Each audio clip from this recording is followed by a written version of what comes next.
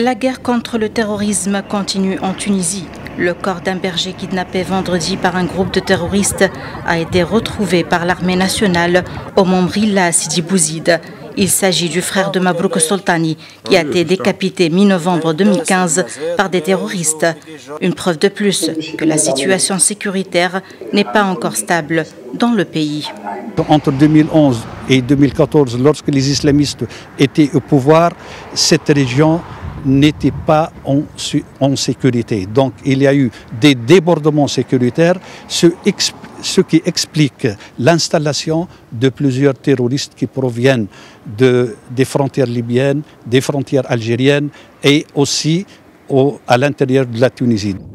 Les menaces terroristes en Tunisie persistent. Les forces de l'ordre et de l'armée ont déployé leurs efforts sur les frontières en raison de la situation sécuritaire perturbée en Libye. La vigilance sécuritaire est renforcée sur les frontières.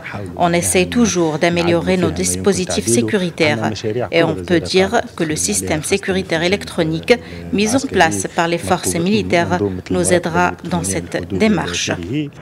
Les efforts déployés par l'appareil militaire et sécuritaire dans les zones montagneuses et frontalières ont évité au pays plusieurs actes terroristes qui étaient planifiés pour Ramadan, tels que la dernière opération à Gasrine, où un terroriste de Daesh a été abattu et un autre arrêté dans une opération préventive.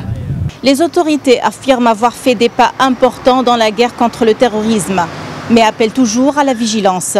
La situation sécuritaire en Tunisie est sous contrôle, mais les menaces existent toujours. Najwa Bécha, Médian TV, Tunis.